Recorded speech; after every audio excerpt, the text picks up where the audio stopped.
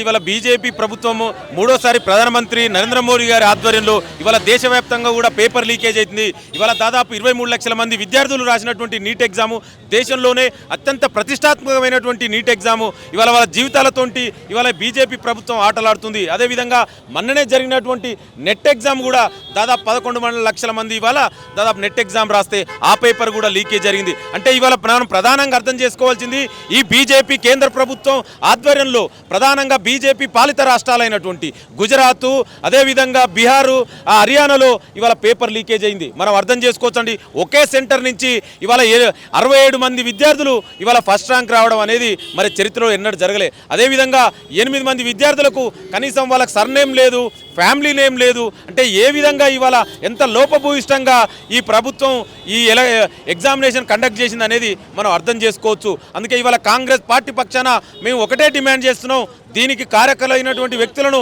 చట్ట ప్రకారం శిక్షించాలి.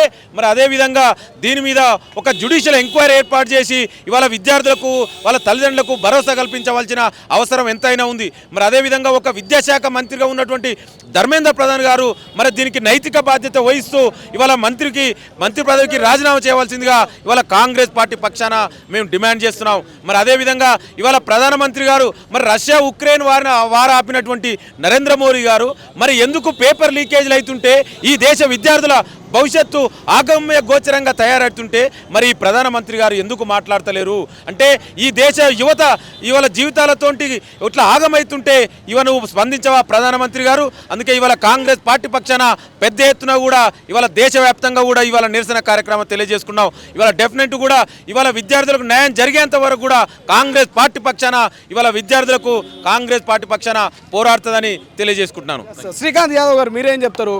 ఎట్లా ఈ దేశవ్యాప్తంగా స్టూడెంట్ అంతా కూడా ఇలా అన్యాయానికి గురవుతున్నటువంటి పరిస్థితి ఏం మాట్లాడతారు? ముందుగా మన పిఎం నరేంద్ర మోడీ గారికి దేశం మీద ప్రజల మీద చిత్తశుద్ధి లేదు. ఇది ఒక్కటే కాదు, ఇంతకుముందు కూడా రెజ్లింగ్ కావచ్చు, మహిళలు ఒలింపిక్ మెడల్ తెస్తే వాళ్ళకి ఇజ్జత్ ఇవ్వలేదు. అలాంటిది ఇవాళ నీట్ పరీక్ష అంటే దేశవ్యాప్తంగా చాలా పెద్ద పరీక్ష. అటువంటి పరీక్షని ఎంతోమంది జీవితాలు అమ్మాయి ఇంట్లో కష్టపడుకుంటా తిన్న లేకుండా ఇన్స్టిట్యూట్లో జాయిన్ చేసి వాళ్ళని ఎగ్జామ్ రాయిస్తే వాళ్ళు ఎన్నో కోట్ల రూపాయలు ఖర్చు పెట్టి మనలాంటి విద్యార్థులు, గరీబ్ విద్యార్థులకి ఆయన ఏ సంకేతం ఇచ్చో దీని ద్వారా చెప్పాలి. అదేవిధంగా దీని మీద ఏదైనా ఎంక్వైరీ చేసి సిబిఐ లాంటి ఎంక్వైరీ చేసి మన పేద విద్యార్థులకు న్యాయం జరగాలని మీ ద్వారా కోరుతున్నాం. అసలైన తొలి వెలుగు. ఫాలో వాట్సాప్ @తొలి వెలుగు official.